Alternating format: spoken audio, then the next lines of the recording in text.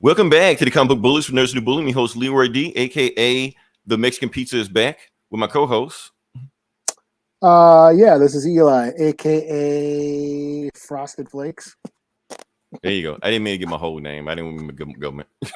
Anyway, or is it? Anyway, back into the episode. Before we get to the episode, Eli, I want to do some quick house cleaning because people always ask us, how do they get on the show? How do they, get the comment on us to give us feedback and things like that? Just want to let you know we always record. If you're not listening to this live, we record either Sunday night at 12:30 or Monday morning at 12:30, depending on your point of view or your, religious belief system, whatever it is. I don't know. Beginning of the week starts on Sunday and stuff like that. How obsessive you want to be about it. Exactly. So we're not gonna, we're not gonna go too deep into it. But the point is, that is when we record. So if you jump in and we see you, we'll respond. That's it. You don't need a backstage pass. You don't have to, do any special favors for either one of us. All you gotta do is just hop in. And if we see you, if it's not too crazy or anything like that, we'll hop in and we'll respond to you. That's all it is. So simple. That being said, moving to the show. All right. So Eli, turns out we are prophets. My boss always said we're prophets, but yeah, we predict not profitable. Yeah, that's far from that. We're the opposite of that. As in making ends. No, we're prophets as in like Nostradamus. Yeah, Nostradamus. Like we see it before it happens. We always say stuff, and then a week later it always happens. Bunch of stuff we see that happens later on. But first thing I want to talk about is, now for those who don't know, we talked about the water crisis. Not maybe it was it this week, last week or week before last week. Can't remember. We talked about it, and I predicted that the water crisis is going to bring more unwanted attention to certain people in Mississippi because the water crisis is an issue, but it's always an issue in Mississippi. But this issue is going to bring it to, let me see if I can pull the information up, because apparently news came out that I talked about a week ago about how Brett Favre, Ted DiBiase, and certain people have stolen like 70 million. And I'm hearing now it's $90 million from Mississippi, from the welfare center. And they took that money and put it in their own pockets. So how do you steal from the poorest nation in the country and put in your own pocket? You're already millionaires, It's the craziest thing. So, like I said, just some of the usable suspects. You got Brett Favre. Yes, he is the poster child on there. The guy on the right, Phil Bryant, that's the former governor of Mississippi. Fun fact, his aunt, Carolyn Bryant, is the white woman that snitched on Emmett Till that got him killed. So, yeah, so he has a nice family legacy in there. And the middle person in there is Tate Reeves, the current governor of Mississippi. We call him Tater Tot. You can almost guess who he voted for just by looking at him. So, yeah. And just that, not only that, like I said, we got to put your boy in there. We got to put where is he? Yep, Ted DiBiase. Like I said, he's spending our money right now. The $1 million man. He's the $1 million man now. So that's why I'm glad. I'm not saying I'm glad for the water situation, because the water situation always screwed up, but I'm glad the water situation brought attention to what's going on right now. So all I got to say is lock these guys up, do something. Don't just let them just walk around with spending more of our money. So I don't know. That's all I got to say about that. I'm just glad they brought more attention to it. So now we got past that. Let's move on to some of the fun stuff, I guess. Fun stuff. I guess it may not be that fun because I got to address this. I got to address this. Let's talk about The Little Mermaid. I guess that's the fun stuff. Let's talk about that. Okay. Only reason I want to talk. Two grown straight men. Let's talk about The Little Mermaid. Exactly. Let's talk about that. Like every other grown man on the internet and YouTube is talking about, because that's all they can talk about. They're upset about it, boycotting about it, crying in tears about it. So my thing about what I think about The Little Mermaid. Was I going to see it whether she was black, blue, red, yellow, circle, whatever it was? No, I wasn't going to see it anyway. But I did talk, but I'm just curious about why is everybody freaking out over? Like I said, it's another race swap change on it. This isn't even the first.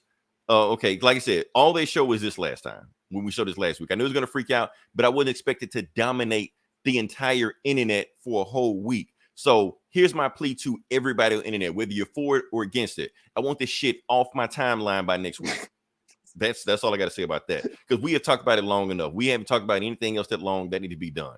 But she's not even the first black live action black Disney princess. There'll be Brandy, like back 20 years ago. Where were you assholes then when that happened? Nobody said anything about that then, but now all of a sudden it's a big deal. So it's just funny the things they get mad about and the things that let's love. Cinderella. Oh, You didn't know that? Oh, that was a big thing. That was a big thing. Brandy, yeah, and like I Whitney know Houston Brandy was, is, but and Whitney Houston was like the Mary fairy godmother, whatever like that. So it was a big thing back then. So my thing is, you didn't give a shit. I never saw it, but I was like, hey, that's cool. You know, that's all right, you know. Yeah. But like I said, but like Brandy was a big pop star at the time when she did that. If you don't know who this is Halle Bailey, not Halle Berry. I know you racists can't get everybody confused, but you should know a 30-year difference between these two actresses. So it's not Halle Berry, it's Halle Bailey. She is part of the, you know, the singing duo Chloe and Halle.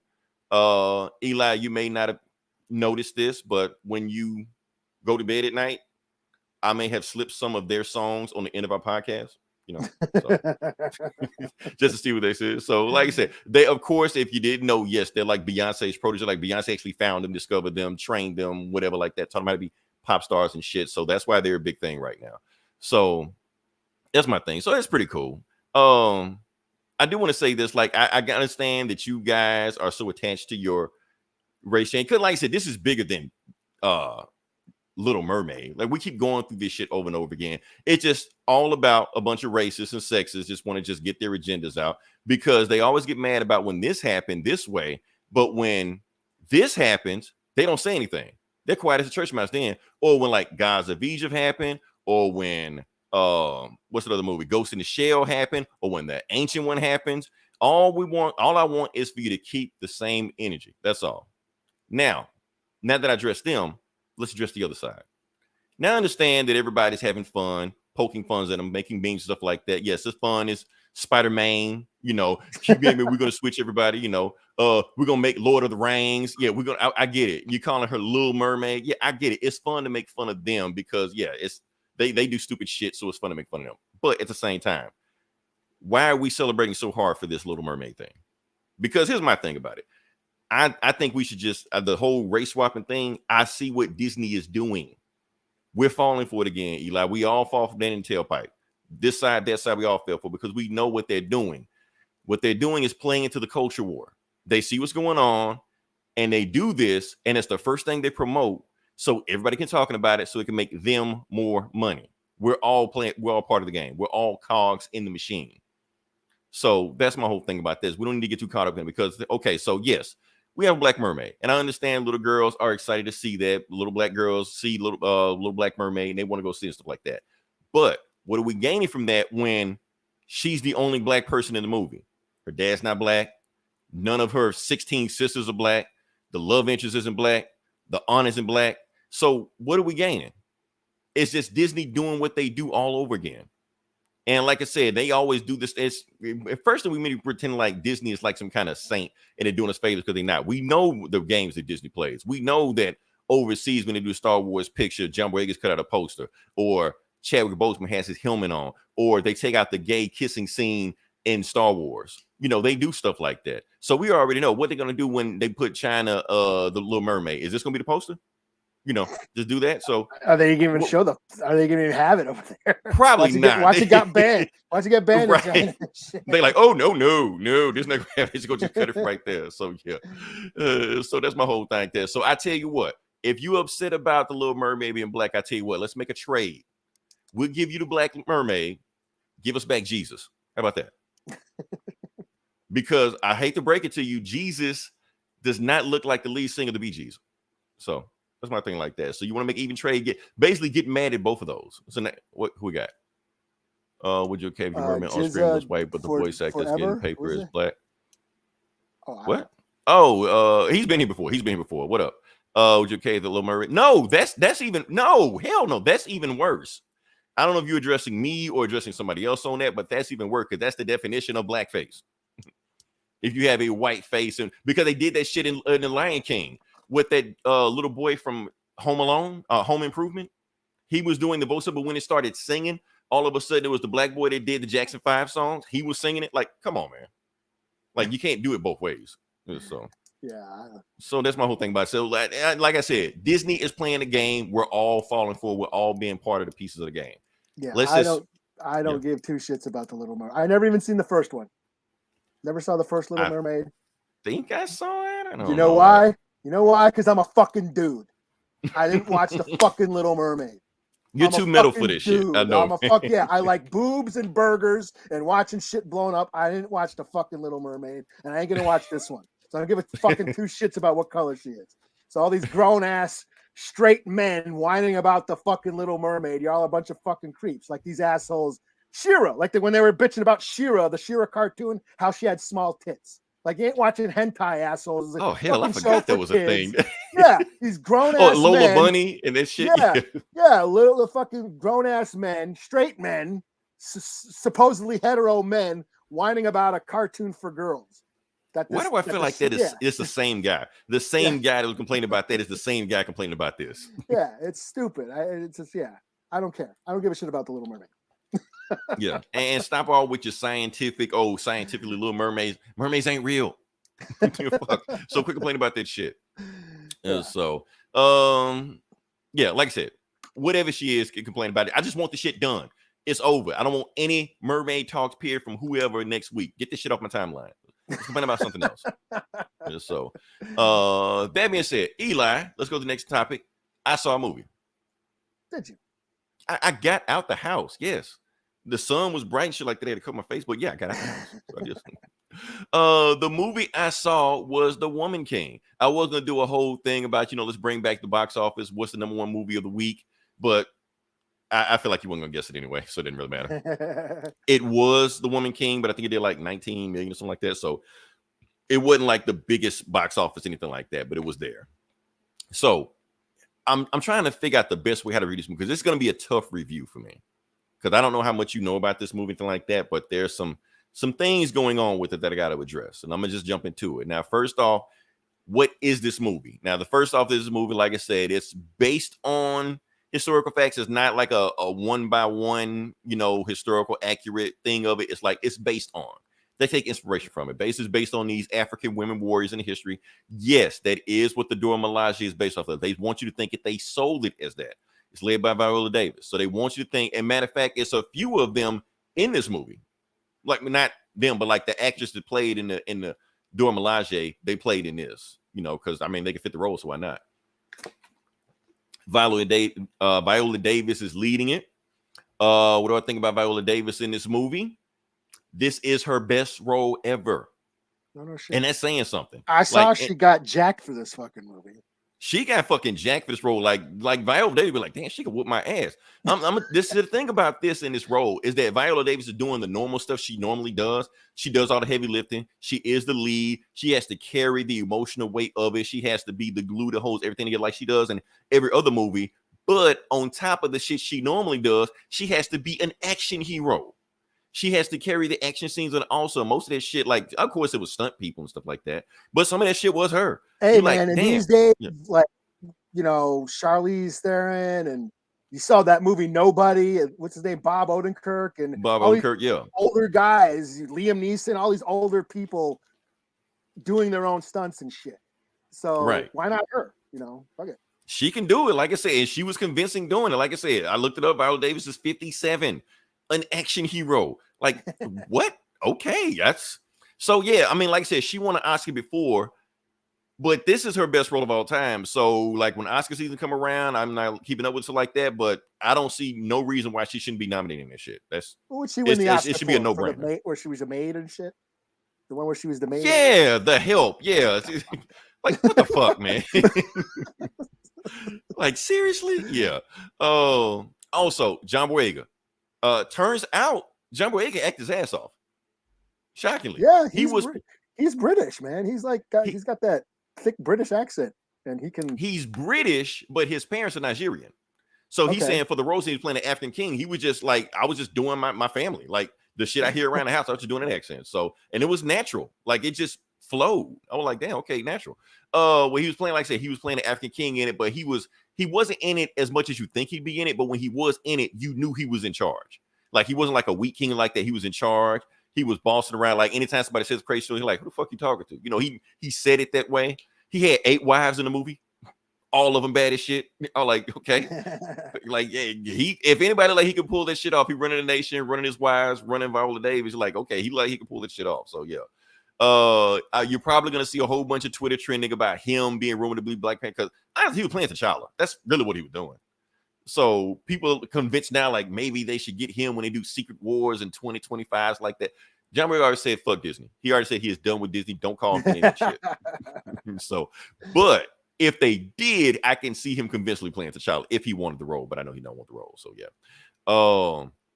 Like everybody else in the movie was just awesome, man. Like I said, there was no bad performances in the movie. Like that's the chick from Doctor Strange Multiverse of Madness. She was one of the main like lieutenants in the movie. Bad ass fuck in this movie. She was whooping ass left and right. And she had some like, and that's the thing, they weren't just whooping ass. They had like action scenes, roles in the movie where you felt emotion for every single one of them. Lashana Lynch, the Captain Marvel in the movie, she was in this. Bad as fuck. She was whooping ass, stuff like that. And like you believe that they like these were real warriors. So I like everybody in this movie was great. They had these big action battle scenes. I don't know who did the action or the second team that was on there, but the action was gruesome. This is probably the goriest PG-13 movie I've seen in a while. Oh no shit. Like so I'm not action was brutal and shit. Action was brutal, but it was PG-13 brutal. So even a few scenes, I was like, let me look away. It's like a few, they got me a couple times on there. So I was like, damn. So they brought the action. The action was like slick. Like the girl, like the women, they know they can't overpower these dudes. So the fight they were doing, they had to be like more agile, like faster, speedier. And you could believe them the way they were taking them out. They weren't just like dropping dudes left and right. It was the way they were taking them out. It was vicious. But the way they was getting them, I was like, wow. Strategery. It was strategic when they were doing it. Yeah, they had to think to get the way out of it. So, like I said, have I sucked this movie's dick long enough? Sure. Okay. Because like it's time to get to the. I did ish. Because now it's time to get to the bad part. Yeah. Okay. It's time to get to. I had to get that out the way first before I get to the bad part. Okay. Because for people that don't know who this movie is about, like I said, it's not just about any African kingdom that was back in the time. It was about the Dahomey tribe. And every time they said Dahomey, I could think like, Dahomey? I'm the homie? I'm like, okay, that's fine. But the Dahomey tribe, and for people, and I didn't know anything about the Dahomey tribe reading up this, but I went back on Wiki and started reading up stuff about it. And it turns out the Dahomey tribe is one of the richest nations in Africa at that time. And the reason they got so rich because they were the biggest participants of the transatlantic slave trade back then. Okay, yeah. Yeah. So the movie is about slave traders, but they're making them action heroes. I'm like, okay, how are they going to handle this? And so how will they handle it? Now, here's the thing. What we got? Got Doom in the house. Peeps? What up? Vic. You a Vic. What's up, Vic? Yeah. So my thing is, and the thing is, the movie does address that. The movie does address the Dahomey's part in this transatlantic slave trade. They are part of it.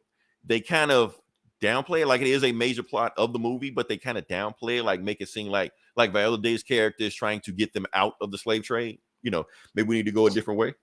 When history-wise, that wasn't the case. History-wise, the Dahomey tribe wanted to keep the slave trade going.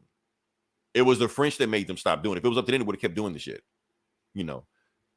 So well, that's the thing, is Africa was full of tribes that warred against each other. Right. Africa's full of nations that were at war with each other. Tribal warfare. And slaves were a part. Here's the thing about slaves. I'm not condoning slavery. So before the internet loses its fucking tits over this shit, I'm not condoning slavery. But lots of ancient civilizations participated in slavery. Just saying. But it wasn't till the America is what made it racial and turned them into property and shit. So right, because they only took like one group of people to do it. Yeah, instead of just getting anybody, you know. They made it racial because a lot of cultures all over the world participated in slavery. That being said, yeah, it sucks that that this movie is tainted with that history. However, it's cool to celebrate your ancient tribal warfare ways. You know what I'm saying? Because everybody talks, everybody talks about how cool the Romans were, how they conquered shit, or how cool the Vikings were, or how the Knights Crusade conquered shit, or the Egyptians. Everybody talks about how cool their ancient, ancestors, ancient warriors were, and how cool they're, the Celtics and the Vikings and the Saxons and all that shit. Talk about how cool they are all the time. But when it comes to people of color, when people of color start celebrating their ancient warriors, all of a sudden we're a bunch of savages and shit. You know? Right, we can't talk about it. Yeah, we can't talk about our racists love to talk about how natives, in America were warring against each other before colonization, and that somehow makes genocide okay.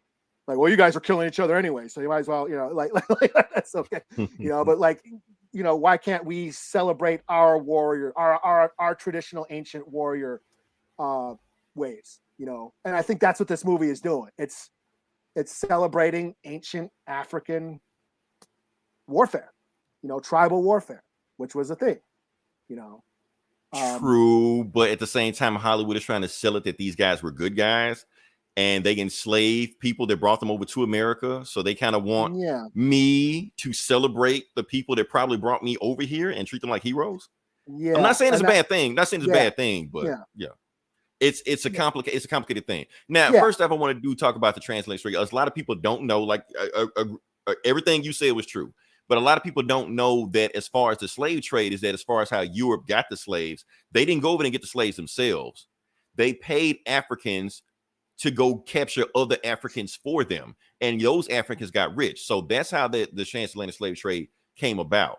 So, but the way how it was, it's like I said, as far as the Atlantic slave trade, like I said, the Africans that look at, I'm selling my people, they didn't look at it like that. They're like, okay, these people that I don't know are paying me to get rid of this rival tribe, this rival nation over here that we don't like anyway. They're probably going to kill anyway. You're going to pay us for that? Fine. That's how they look. They thought that they were doing them a favor. So let's go get these people, capture them, kill whoever is doing it, sell them off, make money off of it because we're going to get, and they help us out, and then we just take over their land. So in that way, they think they were doing them a favor. So people got to think about. So yes, the slave trade, it wasn't as black and white as everybody was making it out to be. And as much as like bigots like to point out, like, oh yeah, well, Africans sold their own people to slave, blah blah blah blah blah. Like, no, that's generalizing. There were different tribes. Like I said, Africa is still full of nations that are warring against each other. Africa isn't a country; it's a continent. That's full of different cultures and tribes and people that have been at war with each other, and they like to use it. They like to generalize that. And the thing about like a lot of like back then when we talk about, and I'm like, again, I'm not condoning slavery. I'm not condoning it, but like Vikings, it's a touchy topic. It's a touchy subject. I'm not like Vikings had slaves, like Vikings and a lot of tribal warfare had slaves. But when they did take the slaves, they valued their life. You know what I'm saying? They weren't property like they were in America. When they came to America, they became part of the tribe. Started out as prisoners, but soon they became productive members of the tribe. Whereas, like I said, once America got involved, that's when it became property. That's when they were getting exploited. Humanity was stripped. They were no longer human. They were just property. That was America. Right. In the Constitution, we were property. Yeah. So before everyone starts bitching about, this movie, and yes, I'm not trying to make them heroes. I'm just saying it's not just black and white. It's not just, there's a lot of gray area. So my thing about it, let me go to the callers. That part of the movie made us look bad. The Portuguese merchant hold the king and had wealth more than the king of England. He kept the trade going. Yes, that's the thing. So that's what they said. Like the African king, like John Boyega in the movie, had more money than the king of England because of the slave trade. So the movie did address it.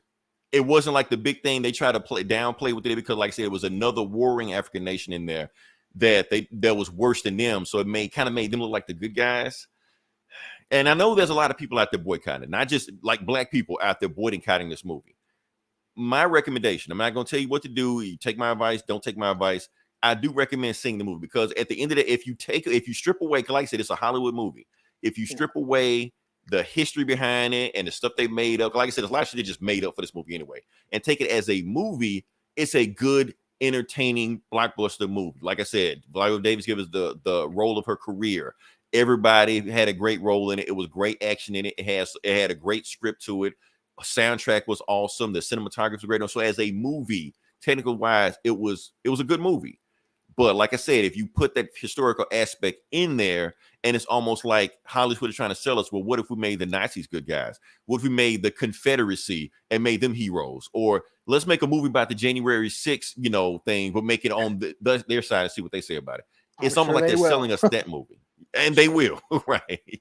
So it's like they're trying to sell us that movie. So my recommendation, most Westerns, right? Most Hollywood Westerns, those outlaws, were like Civil War deserters who came from the like Outlaw Josie Wales. I love that. He was from the Confederacy. He was from the Confederacy, and I love that fucking movie. Like I think that the Civil War was still going on in that. It was still going on, and he's like fighting the cavalry, the North. Like, right. You're gonna pull those pistols or whistle Dixie, Right. So that's the thing. So like I said, it's two sides of the coin. So yes, they're making a movie about slavers and they're trying to make them good guys, but nobody said anything about Hamilton. That was the biggest thing in last year. He owned slaves. Did they say anything about that in the movie? But I don't think so. So they him. They made it all hip hop and right. Was fine. Elvis, they make Elvis look like he's a hero that made his life. Like Elvis did all kind of fucked up shit, man. He never wrote a song a day in his life. He either had ghostwriters or stole shit from black people. And then when Martin Luther King got assassinated and Malcolm X got assassinated, did he say anything about it? No, he didn't. He want our rhythm. He don't want our blues. But they make Elvis Presley the hero. The king. Like I said, he's the king of rock and roll. We invented rock and roll, but he's the king. Yeah. Okay. Yeah. Enough rant. To get my 2 cents. All the Viking movies didn't show. Oh, did you see The Northman? I didn't watch that. No, I didn't. I didn't see the Northman, but they say that's exactly what The Northman is about. They say that's the entire plot of the movie. I need to watch it. I think it's on Peacock right now. Yeah. So I do recommend I think everybody listen to this podcast right now. If you have Peacock, go watch The Northman. I haven't seen it yet myself, but I'm going to watch it. But I'm pretty sure. I think that's the central plot of that movie. So, and that's the thing. Like I said, back to what I was saying. Everybody, they celebrate. Like again, it goes back to everyone celebrates their ancient ancestors' way of combat. Like, oh, the Vikings were cool. Like I'm wearing a fucking Vikings hat. Right. The Celts were cool. The Romans conquered everybody. The Knights Crusade conquered everybody. Everyone, loves talking about their or even when they make movies of America, when we go overseas, any Vietnam movie. Yeah, we're the villains. Yeah, we're the villains. But it's okay for people of color to celebrate their ancient warrior ways too. That's all I'm saying. And it sucks that this tribe was a central part of the American slave trade. That sucks. That being said. So, and it sucks because, like I said, it's not a well-known fact. I'll be honest with you. Like I said, my knowledge of African history is very limited. I mean, I'm just putting that out there. Mine too. Yeah. I'm ignorant back to history. I should know more about it but I don't. Like I said, I know a little bit about it, but I don't know a whole lot about it. So, and I'm pretty sure there's a lot of African Americans like me also that don't know a lot about our history. So they probably never heard of the Dahomey tribe until this movie came out. Not even seen it, just hearing about it. So it's information they haven't heard. I see they're going to go get being the good guys because they changed their mindset and consider other tribes people. Big dude one could have kept the slave trade going. Yes, that's the thing. They in the movie they changed their mindset. They were like, maybe we should get out of the slave trade. When, like I said, in real life history, that was never a thing. They did not care about getting out of the slave trade. They wanted to keep it going after the British and the French pulled out of it. So, crazy shit. Like I said, I'm just trying to make sure that Hollywood doesn't, because a lot of things. Here's the thing. So the director was a black woman. I hate to bring this up. The director was a black woman. She was the one that directed The Old Guard, and she directed Love and Basketball. So they got the director front and center. Like she's directed it, she's over here. But the writer is two white women. And they don't put them in front and center. They put them in the back somewhere. So it's like, what is Hollywood trying to sell us? Are they trying to put a spin on us and stuff like that? They're trying to make our slavers our heroes? Yeah, I don't know. I think it's Hollywood. I think they just wanted to make the Black Braveheart. They wanted it. Yeah. That's I think that, and that's it. yes, once you read into like, yeah, and let's talk about Braveheart. Let's talk about Mel Gibson, you know, making Braveheart. Everyone, it was a cool movie, won Best Picture and all that shit. It's celebrated. But he made William Wallace a fucking Christian. And the Scots were not Christian. Right. They were being crucified by the Christians and shit. You know, he changed a lot to make it a feel-good movie. And I think that's what this movie is doing. This is like, they just want to make a feel-good movie to get, you know, a certain group of people proud of, you know, their roots. I think that's all they're trying to do with this movie. I mean, yeah, you could read into the historical inaccuracies all you want, but in the end, sometimes you just want to watch a flick about, you know, your ancestors whipping some ass. Yeah. So like I said, you know, for my point that I'm trying to make. Okay. So like I said, I do recommend seeing the movie, but I also recommend making sure you're doing your research on the history of this tribe that did that. I don't want everybody to walk out there and like, oh man, these guys are superheroes, because they treat them like that in the movie. But like I said, in real life, just learn your history. Like I said, it's at least a way to open up the doors and learn more about what was going on, you know. Yeah, so. Like I love I love the fucking like Prey. They talk about Prey and like you know how the Comanche were fighting the French you know, the French traders, the fur traders, you know. But in our tribe, my tribe, they were kind of our allies at one point because we were enemies with the Comanche. But you know what? It was still cool seeing this native chick whip some ass. Right. So, yeah, I mean, because the thing is, like I said, you just look at it in two different tribes. You don't look at it like your people. That's how. Yeah, it was cool. It was still cool to see a native chick whoop ass, and that's all. That's all I stopped it there. Didn't read too much into it. You didn't want to, of course. Because honestly, Eli, if I saw you boycotting Prey, I'd be like, "What the fuck?" Yeah, because yeah, but you know, but Prey is a bunch of bullshit. It's an alien fighting. Right. It's fun. It's not trying to be like, historically. I was leaving my brain at the door as it is. Whereas this, yes, this is actual based on historical, you know, events and all that. So. Right, and like I said, maybe that's a bad example. I shouldn't have used. Well, I mean, not necessarily. Like I said, because like I said, in this movie, they just made up a bunch of shit. Like I said, it's about the Dahomey tribe, but a lot of shit they just made up. Like none of this shit at the end of the movie. At the end of the movie, I'm gonna spoil the end of the movie for you. They win.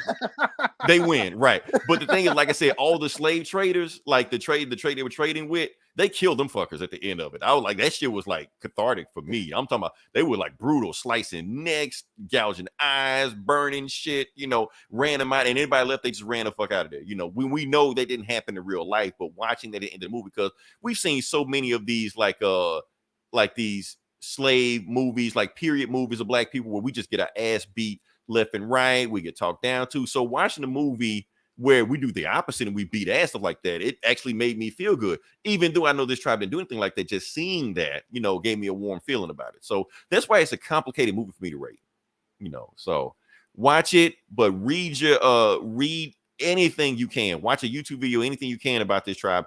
Afterwards, you can learn about it. That's all I got to say about it. So can I slap a rating? Purpose. Yeah. And you know, if it inspires people to learn about history, and maybe that's a good thing, you know, because people need to know. People need to know, you know. And hey, I like this movie, but then you learn about the tribe, and oh my god, you know, look what really happened. You know, it can inspire people to learn, you know, their roots and all that. So, whatever. I haven't seen it yet. I thought about seeing it, but now I don't know. Right, that's the thing. So I got to make sure I put that out there, you know, that grain of salt, you know. Like I said, the battle scenes are brutal. That's a selling point. The battle scenes are brutal. You will like the battle scenes, Eli. I put my stamp on it right now because I know you hate everything. You will like this PG-13. I mean, hey, leave my brain at the door and don't worry about the historical inaccuracies and just watch black women fuck up British soldiers. I'm right. Right.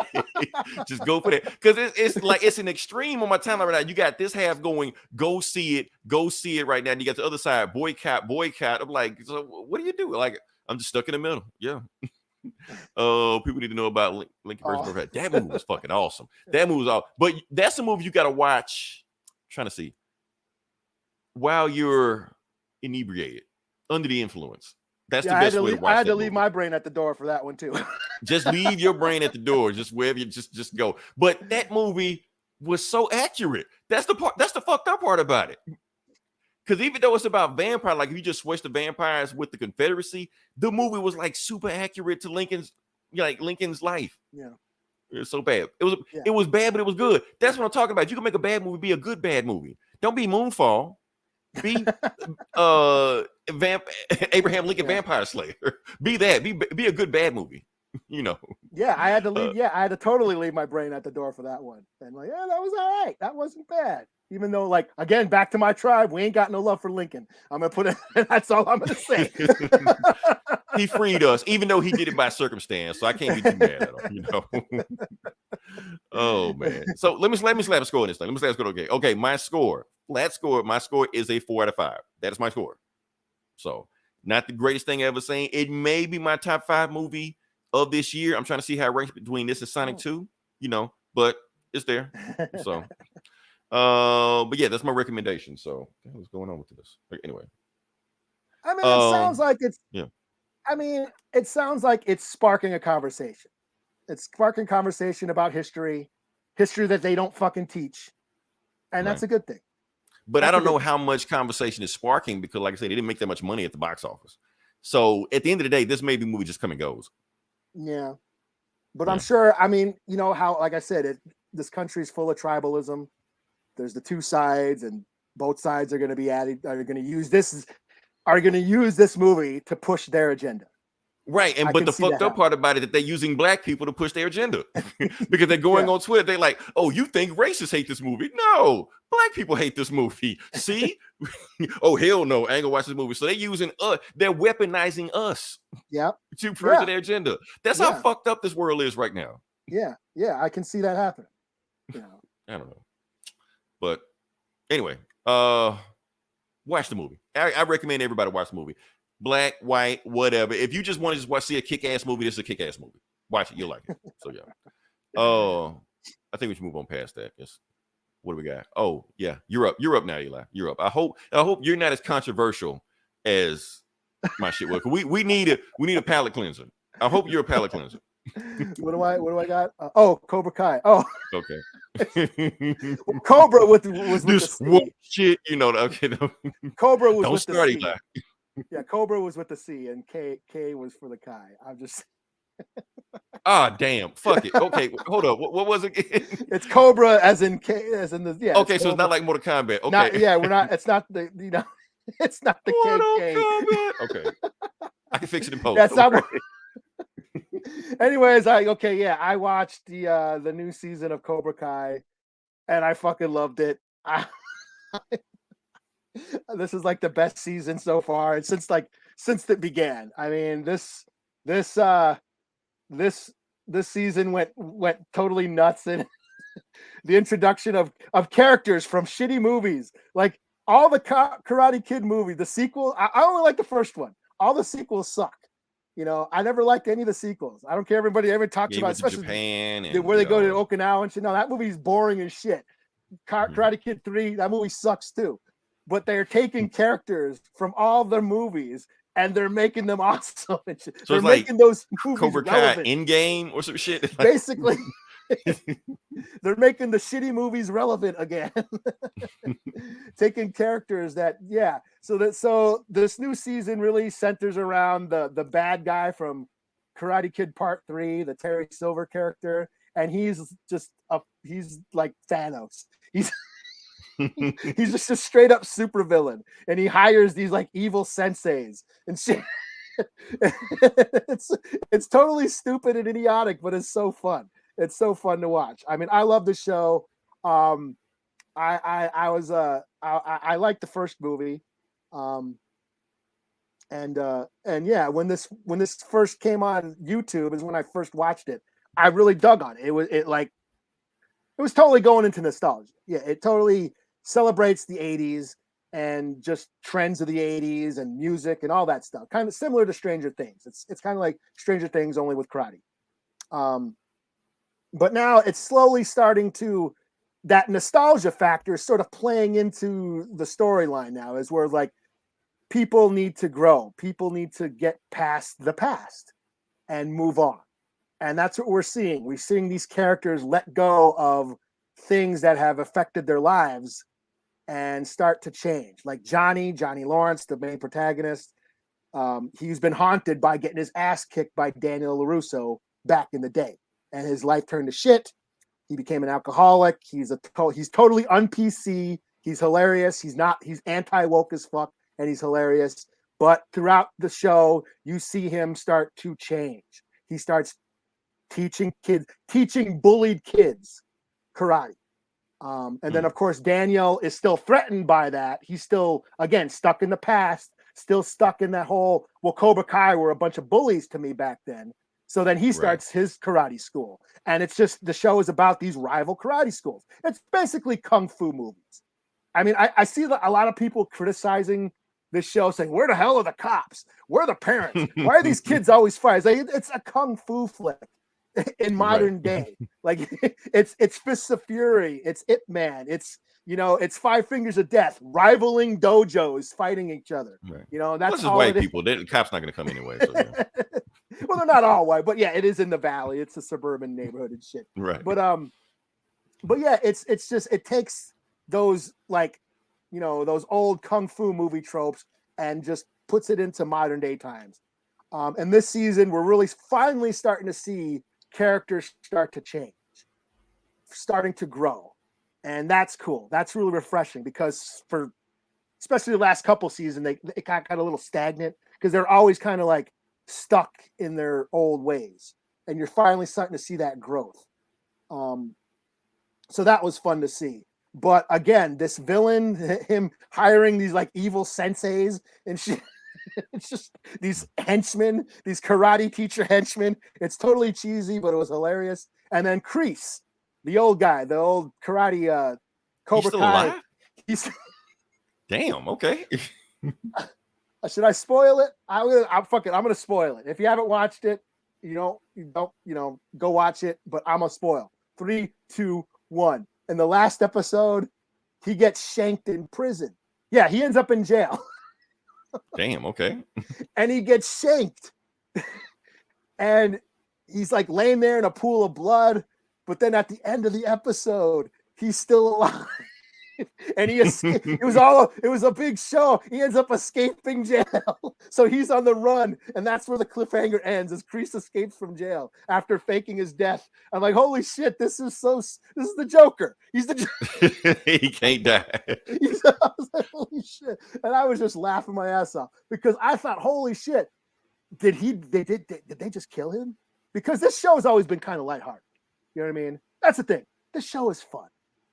All these movies and shows, they're always killing people and getting all emo, and you get all bummed out. They're always trying to like tug on this emotional, dramatic weight all the time, making you fucking get the feels, and you end up fucking feeling like shit. Game of Thrones, all your favorite characters die all the time. Cobra Kai isn't that. You got a little concerned when Miguel almost got paralyzed, that one cliffhanger, but we knew he was going to be all right, But they never really killed anybody off on this show. But when Kreese got shanked, I was like shocked. I was like, holy shit, that's fucked up. But then he came back to life. He was like fake dead. And I was like, then I just fucking laughed my ass off. So yeah, this was the best season in a long, like since it began, since like season 2. Might be the best season so far. So yeah, I give it a 5 out of 5. How many episodes are you? They're quick. They're 10 half-hour episodes. So you can binge a season in like a day, in like 3-4 hours. They're like 25 minutes long, especially the beginning. They're like half-hour episodes, 10 episodes. So yeah, they're a pretty brisk watch. Cool. Okay. All right. Oh, you're still up. Am I? Yeah, you got this. Whatever this is. I hope this is good. I only shared this because of her. Because I thought you. Oh, okay. Remember we were talking about Riverdale, and we're trying to get people to watch Riverdale because of Cheryl Blossom. Well, see, if I known that, I would have had that ass shot I had last time, man. Watch this movie, you know.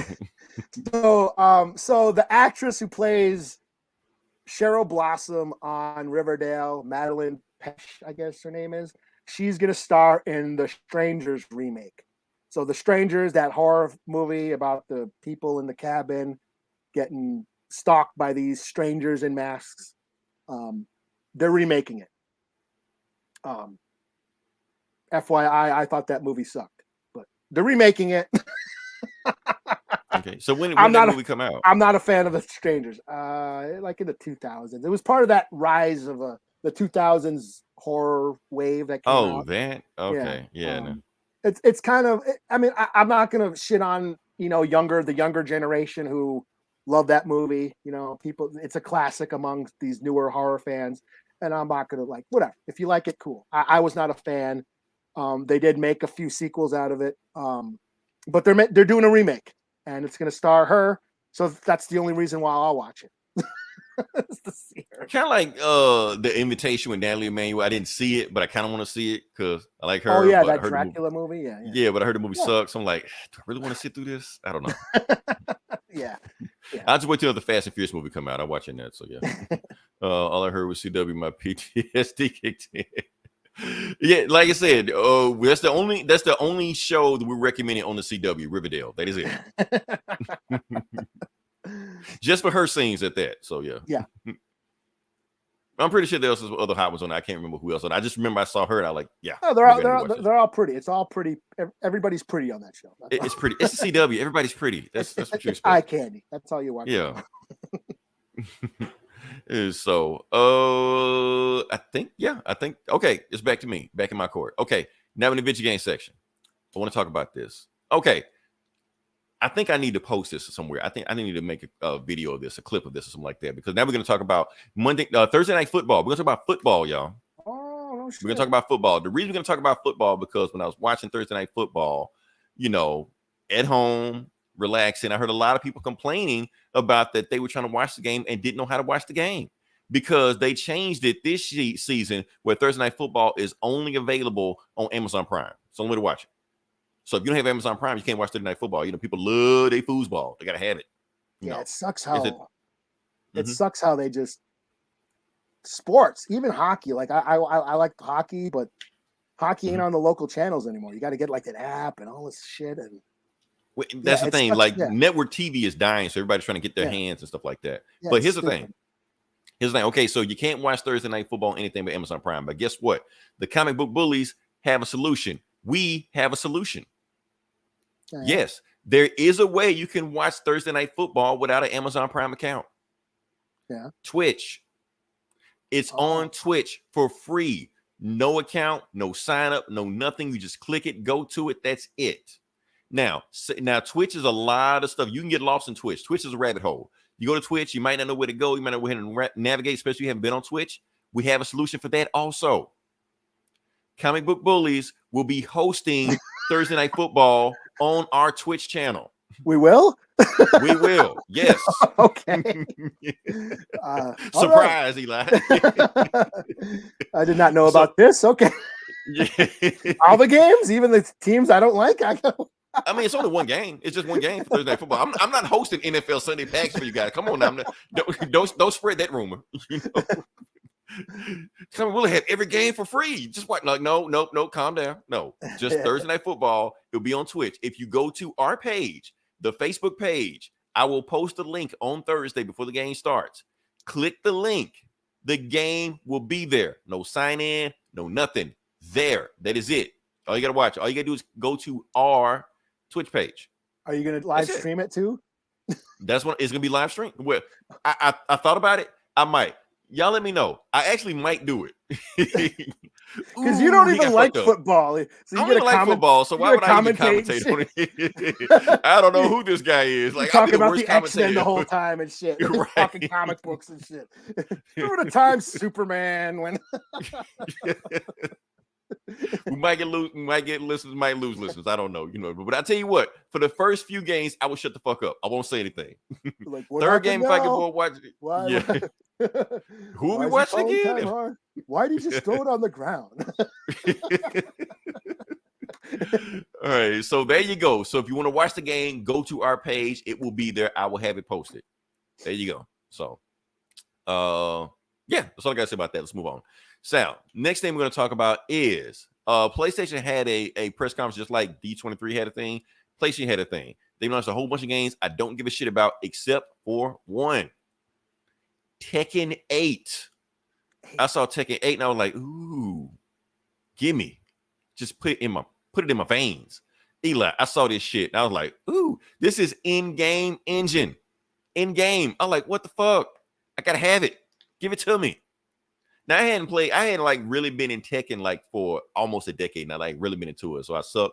Gabe beat my ass last time, but looking at this, I might have to get back into it. So when Tekken 8 comes out, I'm gonna jump into it. And I know what you're thinking. Okay, Street Fighter 6 coming out, Tekken 8 come out. Why don't you just get both of them? You can't do that. I'm sorry for novices. You can't get two fighting games. You can't serve two masters. So if I get both games, I'm gonna suck at both of them. So I only get one and be good at both of them. So if I get one, I can't be good at the other one. I gotta stick to one. So yes, when those games come out, I am going to Tekken 8. Sorry, Street Fighter 6. Maybe I catching Street Fighter 7. I don't know. We'll see. So that's all I got for that. I just want to put that out there. So yeah, I think we move on to the next part of the podcast. So yeah, like I said, this comic book bullies. We're talking about the comic books. And Eli, once again, you have more books than me. Okay. Mm-hmm. All right. Well, so I'll let you let it rip. Should I start with Marvel? Mm-hmm. Marvel. I'll do Obi-Wan #5. Okay. So this is that Obi-Wan one-shot series. Well, it's not a one-shot, but a little limited series that came out coinciding with the show. Mm-hmm. And it's just sort of not so much an anthology series, but it's Obi-Wan reminiscent about different times in his life. About times when he was a kid and when he joined the Jedi Academy, being a young Jedi, being a young Padawan, there was a story about him and Anakin on a mission. This one is just all about him chilling on Tatooine during a sandstorm. He's the power goes out. He has to go get power cells. So he's like trekking through the desert at night. He has to travel at night because that's when it's cooler. And during the storm, an Imperial outpost is marauded by sand people. The Tusken Raiders steal a bunch of shit from the Empire at an outpost on Tatooine. So a bunch of stormtroopers go out to go kill the sand people and get the shit back. To teach them a lesson and that no one should mess with the Empire. But they get trapped. They fall into a trap. The Tusken Raiders ambush them and fuck them all up. Obi-Wan sees them, all the dead stormtroopers, all fucked up and shit. And he finds one who's still alive. He's like, oh shit, takes off his mask, sees it's a dude. He's like kind of reminiscent. I remember the clones, the clones, worked for him and all that stuff. And then he talks about how now they get these, they're not clones. They get they sort of enslave people to get them to work for the Empire and all that, through propaganda. Whereas the clones were just bred for war, it was just in their program. Whereas the Empire has to like sort of beat it out of you to get, trick you into fighting for them, so to speak. So Obi-Wan takes this survivor, brings him back to his hut, and sort of nurses him back to life. Guy wakes up a few days later, like, what the hell happened? He's like, I got attacked by sand people, blah, blah, blah, blah. But then he sees Obi-Wan's lightsaber, and he freaks out. Oh my God, you're one of those evil sorcerers, he calls those. I thought you guys were wiped out. You guys are those evil sorcerers. And he runs out of Obi-Wan's hut. And then makes it back to the, to the Imperial outpost. And he's barely alive. He's still injured, but he makes it back to the Imperials. And then he just gets bitched at by the by the commanding officer. It's like, you failed your mission, blah, blah, blah, blah, blah, blah. I should have you executed, blah, blah, blah, blah, blah. You know, go get back in line. And, you know, he just all miserable and shit puts back on the stormtrooper and becomes another, you know, another drone, so to speak. Losing, he doesn't even have a name. That's the thing. Obi-Wan asks him his name. He's like, what's your name? He's like, I am FN, whatever. You know, he has got a number. He's like, don't you have a name? You know, like, I gave my clones a name. You know, I did Cody and, you know, Rex. We ended up giving the clones names and shit because they had an identity, you know. And so it was just sort of him observing, you know, what he fought for, like Obi-Wan, looking back and observing what he had fought for and how things have still, you know, things haven't changed. And he's still, there's that hope for the future, that he's still watching over Luke, who's the hope to bring balance to the Force and all that. And then he talks about how lonely he's been, but he's really not alone because of the Force. The Force has protected him, and he's one with the Force and all that. And, like Yoda shows up and shit, or yeah, no, but there is a scene where he talks about how he at one point he's gonna become one with the Force and return to all his friends, all that, and it shows the fight with Vader, where Vader cuts him down, and he go like in New Hope when Vader cuts him down and he disintegrates and shit. But so yeah, it's just Obi-Wan reminiscing about his life, and yeah, so it was kind of a somber finale, which I thought was pretty cool, and just the whole thing with the stormtrooper was pretty powerful.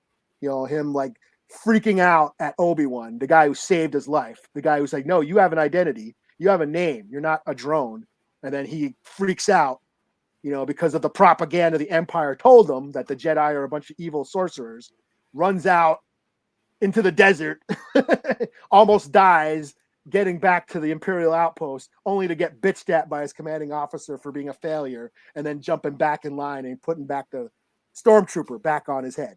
The stormtrooper helmet back on his head, and you're just a drone. You're just another number, you know. So, thought that was pretty powerful. But yeah, I dug this series. You know, 4 out of 5. So, yeah.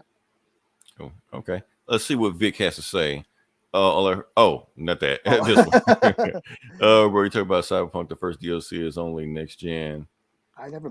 First DLC is on the next gen. Why are you playing Cyberpunk last gen anyway? It runs like half the frames on there. You got to play it on next gen. Why you don't have a next gen system? Come on, Vic. I think we talked about it. I don't even own Cyberpunk. I just know that shit. But yeah. Yeah, I don't. Yeah, I never got it either. Yeah.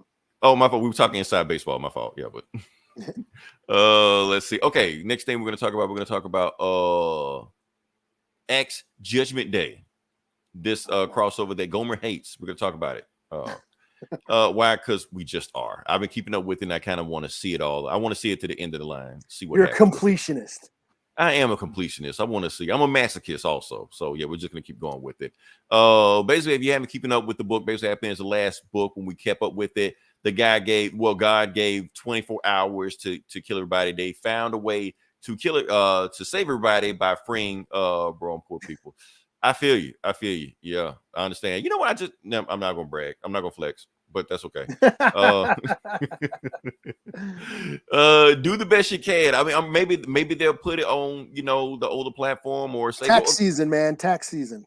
Yeah, tax season saver. By then, PS5s will be everywhere. You know, unless you live outside of United States, it's gonna be more expensive than it is here. So feel free there too. So yeah. What we got? Oh yeah, Judgment Day. So for people who haven't been keeping up, God said you got 24 hours to prove yourself worthy. Otherwise, I'm going to give everybody a thumbs down. If you're good, I'm gonna give you a thumbs up. But if you thumbs down, it's a wrap. So they freed Star Fox, Arrow, Thanos' brother, to see, thinking maybe he's got a plan. So you got PS4 Pro. You need that 5. You gotta have the 5. Pro not gonna get it. Not for Cyberpunk. I've seen Digital Foundry. Cyberpunk ain't gonna run on PS4 Pro like it should. But yeah. Let's get to it. Not Cyberpunk. X Judgment Day. Let's see. So the book starts off. Okay, so Captain America's outside of the X-Men treehouse trying to come here right now. Because like I said, since news got out, everybody knows they have 24 hours before the whole world gets destroyed if they don't pass. So what do they do to prepare to be worthy? They start looting, rioting. That's what people do. Captain America trying to calm him down. He's like, nah, fuck that. So they just attack him and shit like that, So, and he's trying to give a speech, but they're not trying to hear that shit. Meanwhile, at the Avengers Mansion, they're talking to Star Fox, and Cersei's plan is to reach she frees Star Fox because Star Fox is Thanos' brother. And basically the same level that Thanos' own death, Star Fox like their own love. So just mind wipe everybody and make everybody fall in love just for 24 hours to make everybody seem like we're at peace. And then when the space guy leaves, we go back to normal. We just try to kill each other and riot and shit. And stuff like, nope, that ain't gonna work. What do you mean it ain't gonna work? That's the only chance we have because we suck. We're terrible people. We know if he judges us, we're not gonna win. He was like, no, if I control everybody to pretend like they're in love with each other, he's going to know. And if he knows, we're gonna instantly fail. So the only way to do it the right way. So he gets up and he wants to go to the United Nations and talk to the leaders of the free world to basically come up with a plan. But shit, basically talk about how everybody's being judged. Let's go some quick ones. Professor X, the space guy shows up as Legion. He doesn't see him. And he's like, look, leave me alone. And so he gives him a thumb down, but Professor, he didn't even see him giving him thumbs down. We got here Dr. Doom. Space guy tells Dr. Doom, all you got to do is just say, Reed Richards is smarter than you, and I give you thumbs up. Dr. Doom laughs at him and walks off. And he's like, oh, well, I'm gonna give him a thumbs up anyway, because I like this guy. We go to Daredevil. He talks to Daredevil. He sees Daredevil, and Daredevil's guy, holding the scrimmer sticks, blood all over him because he just beat up a bunch of, bad guys, shit like that. And the space guy looks at him and says, you failed. And Daredevil looks back at him and says, I know. And just walks off. He was like, I knew I failed. We go to Miles Morales. He shows up as Peter Parker and gives Miles Morales a thumbs up. Miles Morales looks back at him, gives him a thumbs up. Cool. Okay. So that was that. So they basically just goes through life just judging everybody. So Star Fox at the United Nations and basically spells it out. He's like, look, I know y'all know who I am. If you know me as an Avenger, you know I'm a hedonist, but all it means is that I just love life.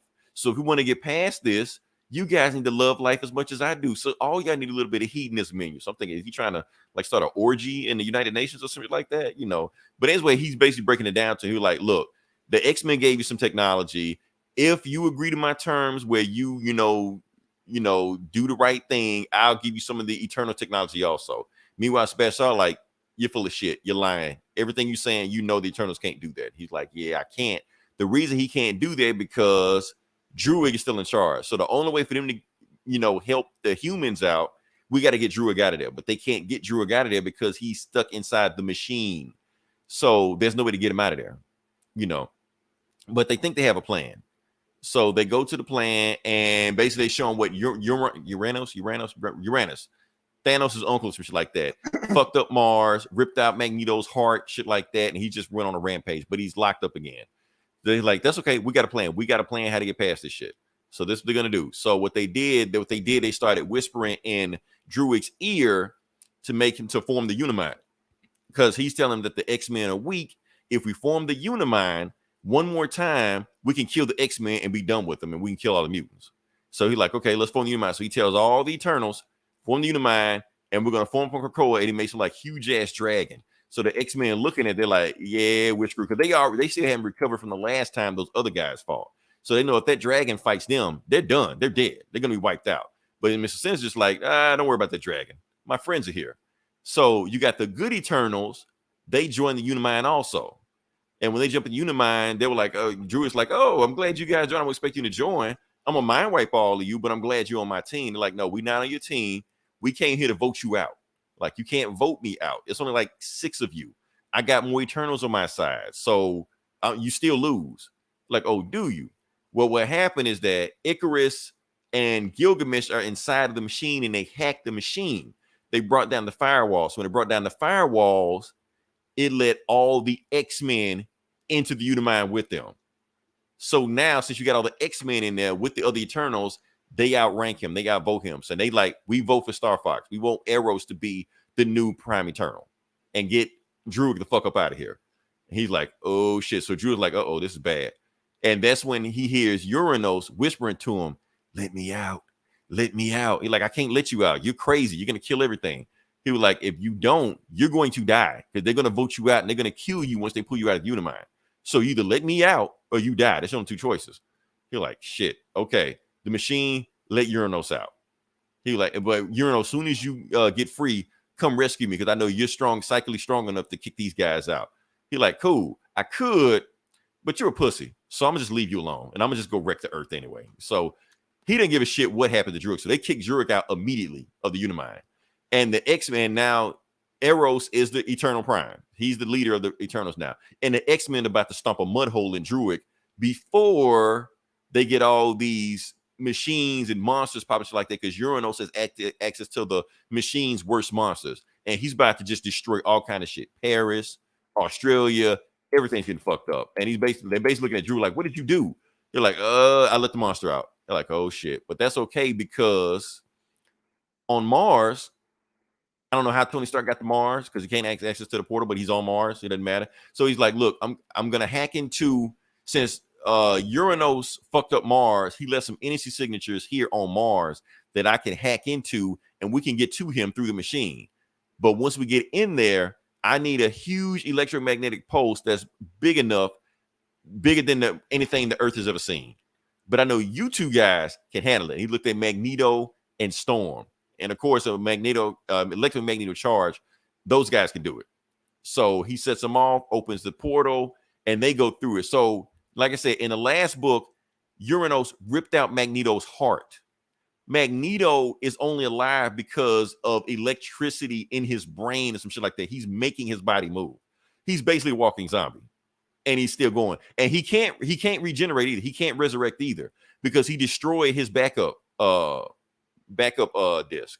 So if Magneto goes, that's it. But anyway, they're here. So it's just Magneto and Storm versus Uranos.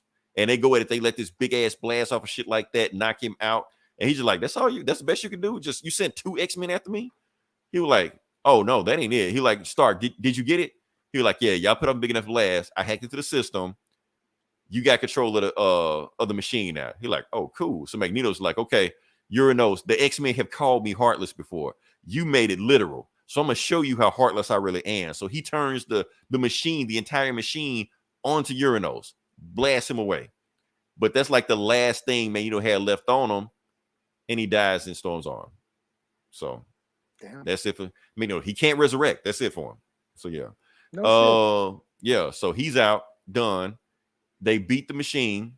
They beat Uranos, and they want to kill Uranos, but they can't. They're like, if you kill Uranos, he's an Eternal. He's going to come back anyway. So now they're going back to the Space God. The Space God's just like, okay, time's up. Time to judge. And he judges Icarus like, you're cool. Sisri, you suck. He just goes by there. So he's talking to Star Fox. He's talking to Star Fox, directed to the Space God. He like, look, I know we don't live up to your standards, but you saw what we did in a day. I got the United Nations to get on my side, and we are going to make a better planet, but we need more than a day to do this shit. Just give us a little more time, and we can make it. The ball's in your court. And he's thinking like, yeah, y'all say this all the time. Y'all need more time. Y'all need more time. You'll always do better tomorrow. Well, guess what? What happens when it's not a tomorrow, and all your tomorrows are up? That day is today. So he's about to do it. Boom, thumbs down. Everybody's screwed. And then he just starts blowing up shit and stuff like that. They're like, here comes the rapture. And boom, they hits with a blast. Only Captain America survived because Captain America is Captain America. And even he's just like, we're gonna die. So yeah, and then the dude he was holding his hand, he's gone. So yeah. So to be continued. So, and then that's when you got this big ass thing right here where Space God is about to kill everybody. So like I said, 2 issues left. I don't know where it's going. I was about to say, how many issues is there left? I think it's 2 left. I mean, they killed the bad guys, but they're dead. So I don't know what left you can do. So yeah. So like I said, I'm enjoying the book. I know Gomer hates this book, but I'm enjoying it for what it is. It's cool. I wish it was more Eternals versus X-Men fighting because they haven't really done that. But I go with it. So I get a 4 out of 5. I like the book. Yeah. All right. Cool. I will do Jurassic League number 5. So this is the second to the last issue in this limited series. So this is Daniel Warren Johnson, who I love. I love his art. He's only doing the covers, which kind of disappoints me, but this art is still cool. It's still really cartoony. He's writing a script. So this is basically the dinosaur version of the Justice League, Jurassic League. You have Supersaurus, who's supposed to be Superman. You have Bat. What is he? Batsaur? I can't remember the Batman Batman-saurus or whatever. Then there's Wonder Dawn, who's Wonder Woman, and then you have Jokerzard. It was like a Joker lizard, and all the villains, all these villains and stuff. They were after the Dark Embryo, which hatched last issue, and Darky Lowside hatched. So it's the dark. I remember you said here. The dinosaur version of Darkseid is now on the loose, and he's fucking up everything. So, and this is a screenshot of the page where Wonder Woman or Wonder Dawn, the Wonder Woman dinosaur, basically goes and gets her ancient armor, which is a Styracosaurus skeleton, and she's fighting Darky Lowside. While the rest of the people, while Super Sore is trying to put, he was raised, Supersaurus was raised by cavemen. so he values humans. Okay. Yeah. But in this issue, his caveman dad gives him like the crystal. It's like you're finally of age. This was in your ship when you landed, and he plugs it in and he meets Sor-El, as his name, Sor-El. Sor-El, okay. So the Fortress of Solitude. He puts in the hologram comes up, and instead of Jor-El, it's Sor-El. It's the hologram version of him, and he teaches him about where he's from and all that stuff, and he's the superpowers and all this shit. Batman's trying to, or Bat Don, I can't remember what the Batman dinosaur is, but he's protecting his city or whatever. But they finally assemble the rest of the league, the speedster dinosaur, the Flash, the Green Lantern dinosaur.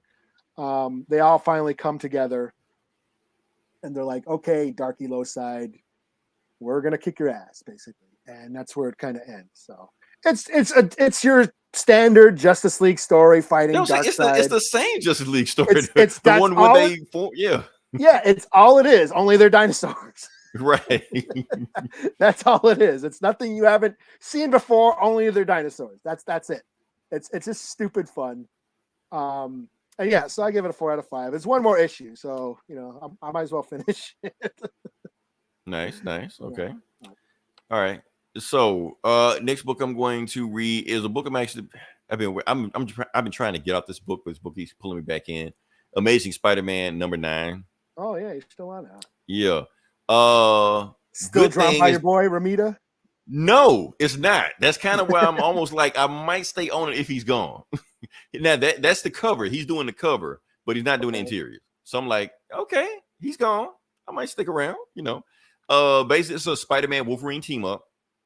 This is a follow-up from the Hellfire Gala when Mary Jane got kidnapped and disappeared. So basically, this is a story follow-up from that when they were chasing after her. So let's get to it. All right.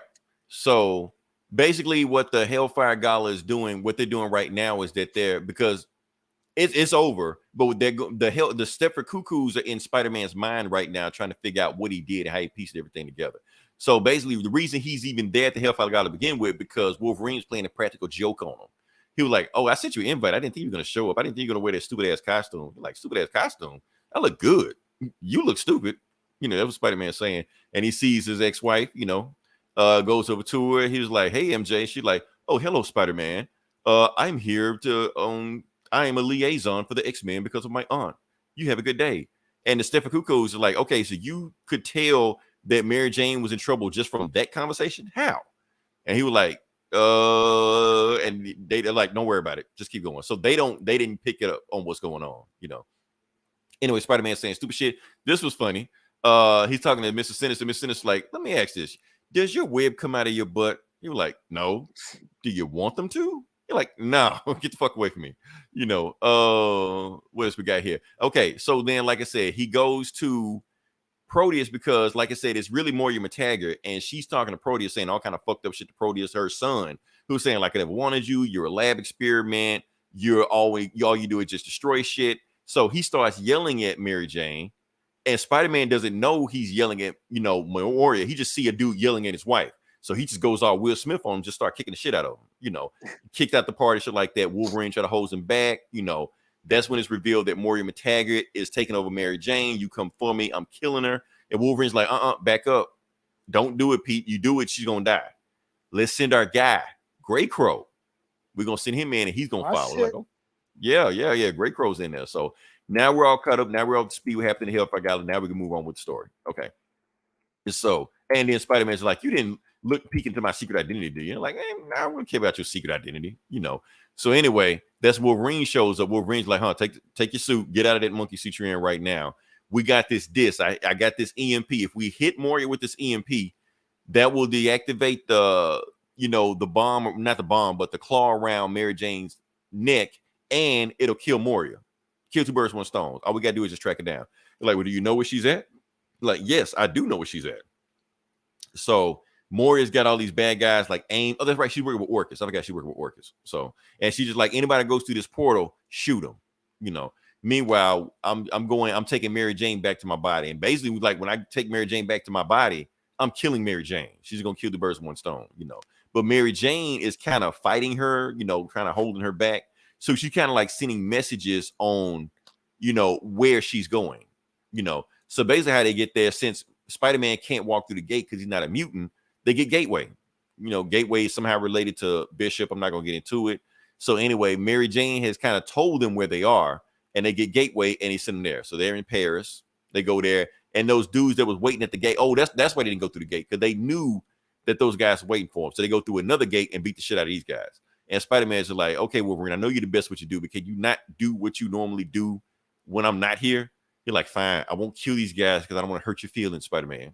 So Wolverine just knock these guys out. And that's when they're like, okay, so we know where Mary Jane is. Let's go get her. So they know she's at the Saint Cathedral Church. It's like a Saint Chapel Cathedral. That's where she's at right now. So they're there. They got some more Orcus goons. She gets to Moria's body, and basically, Grey Crow's looking, just seeing what's going on. And that's Moria's body right there. She's like, okay, I'm back to my body. Thank you. Now, Mary Jane, kill yourself. You've been a big help. So things start shaking. That's when you get a bunch of explosions, and she's like, oh shit, I smell a mutant. She's like, yeah, that's right, a mutant with guns. And it's your boy Grey Crow. He's there. He's about to do a one-man army by himself and get the shit shot out of him. So yeah. So yeah, he's leaking on the ground right now. He's done. And Moria's like, what the fuck did you do? If he's dead, he didn't come by himself. So, and Grey Crow gets up. So is that a thing he can do? Does he have healing abilities? I know all I know is he's tough and he's got like a robot arm and shit. And because he shook that shit off. They shot his ass up. They made him Swiss cheese. He just got up like it was nothing, Yeah. And that's I'm when. not sure what is. Does he have a healing power? I'll Google it. Why don't you keep? Yeah, because he got up from the shit like it was nothing. Yeah, I mean he got shot, but he got up. So that's when. I mean he's gotten killed before in that. What was that book I was reading? Hellions. He's gotten killed, but he's gotten resurrected. I mean, it was Krakoa. They were resurrecting everybody else. Yeah, he just got up. So yeah. So Wolverine busts through the floor. Spider-Man's up top. Hit him high, hit a low. He throws the EMPs. So it takes that thing off. Basically, because Moria has her arm around Mary Jane's neck. So when he hit the EMP, the arm falls off Mary Jane's neck. So now she's free. He's got accelerated healing factor. So he does have healing factor. Nice. Okay, so Grey Crow and Wolverine just chopping up people. Spider's just like, hey, and his power is he's technomorphic powers allows him to control and manipulate mechanical constructs. So he's kind of like War Machine. Well, why didn't he do that shit with Moria? She's just running wild and shit. I guess he forgot that power. I don't know. Yeah, constructs any configuration you desire. So yeah, I know he's got the robot arm and he can like form guns and shit. Well, in this book, he don't have that power because Moria just fucking up people. So, and she's a robot. So yeah, so Moria's robot arm detaches from Mary Jane and detaches to her, and somehow she's a robot. Maybe he's got to touch it first. Maybe he needs to touch it. Maybe it's some kind of maybe he got to touch it. I mean, she touched it. She was beating his ass in this, but whatever. Okay. So I don't know how she became a robot. I think it has something to do with that Lives of Wolverine or Deaths of Wolverine or whatever the fuck that was. But she's a Yeah, you're full-blown saying robot. Moria, like what the fuck? Like, wasn't she like had the 9 lives or whatever? Or no, she reincarnation. Well, they took that shit away from her. They took it away, and she was Yeah. on the run. Like last I heard, she was on the run from everybody. Right. Everyone She's is a out to kill robot her. now. She's a full-blown robot now. Yep. So I have no idea what's happening. Okay. Me neither. I'm gonna go back and read that book because I'm like, what? Okay. And she's just like, I'm killing everybody. So she formed like 2 blades and shit. She's coming for Spider-Man's. No, she's going for Mary Jane. Spider-Man jumps in front of Mary Jane and stab. She gets Wolverine. You know, Wolverine's just like, okay, you got right, because Wolverine can take it. So she was like, okay, y'all get the hell out of here. You know, and that's when Grey Crow's like, we got to use the disc. And because the disc, if they hit Moria with the disc, she's done. That's the whole point. Because the whole point, Wolverine has been trying to kill her and he can't kill her. So Spider-Man gets the disc, webs it up, swings it, throws it at Moria, and she grabs one of the AIM guys and throws it in front of there. So yeah, this did nothing. She was like, I'll come to kill you guys later. Don't worry. When I come back, I'm gonna kill everything you ever loved, both of you. And she teleports away, and that's it.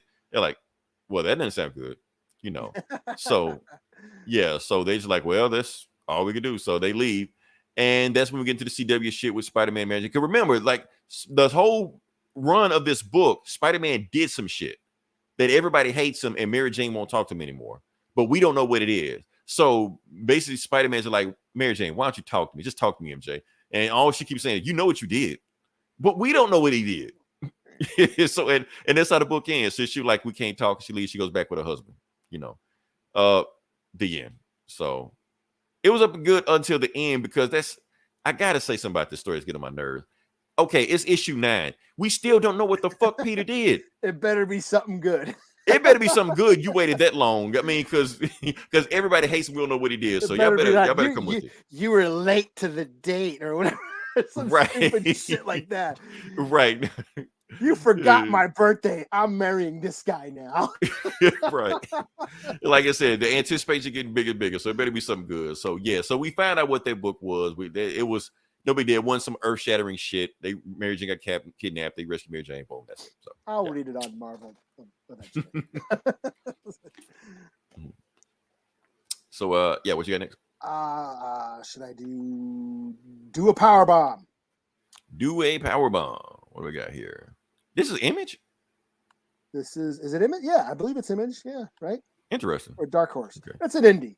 It's another creator-owned book from Daniel Warren Johnson. It's another Daniel Warren Johnson week. I'm a huge fan. I love his books. I love his art. Did you? I went on Marvel and I read he did. What was that Deadpool, Black, White, and Blood or whatever it was called? That series that came out. But wasn't there like a lot of people doing it? I thought it was like an anthology book. Yeah, it was like an anthology. Well, he had a story in one of them, and it was fucking awesome. It was very heartfelt and sentimental, and that's the thing. He writes these like really brutal, gritty stories, very violent and full of like just visceral violence. His action is very visceral, very gritty and raw. But his stories are very heartfelt, very emotional. So this is his love. He shows his love for pro wrestling. This is all about pro wrestling. This and there's a space tournament. These aliens are holding like this death tournament, wrestling tournament in space. This girl, her mother was like a pro wrestling star. She was killed in the ring.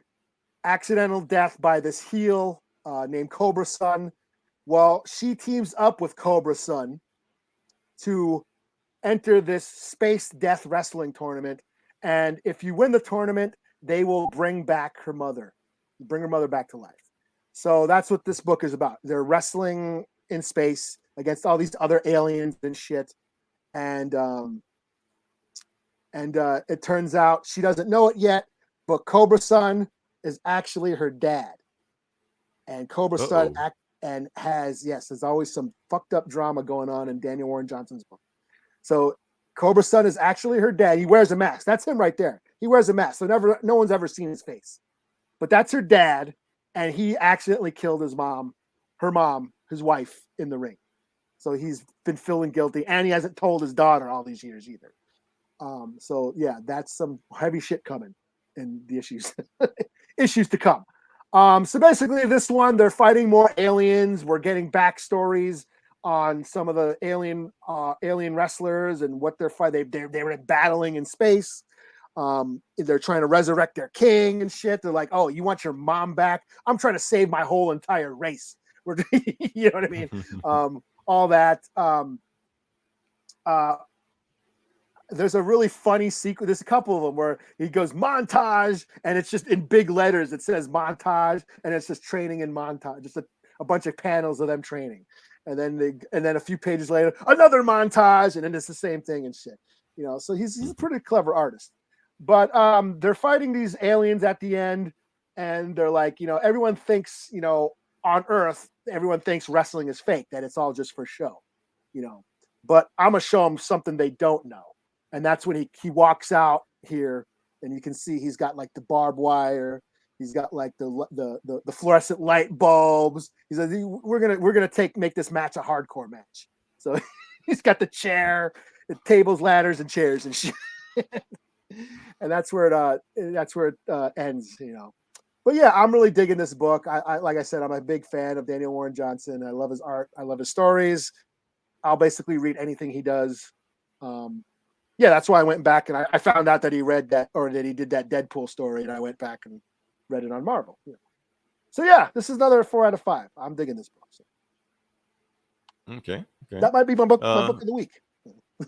Okay, and there may be some more Marvel stuff that he's done that, you know, we haven't paid. I mean, we haven't noticed. Well, he did the Beta Ray Bill. He did the Beta Ray Bill. I remember that. So yeah, maybe I know he's done covers, you know, like Cable, and he's done covers for other like variants for all kinds of books. But as far as like actually writing stuff, I think Beta Ray Bill is the only Marvel book, and that Deadpool story.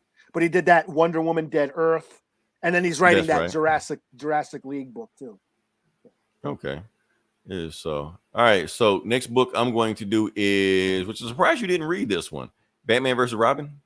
I thought about it, but I'm so many. It's Batman. You Batmaned out. I know. Yeah.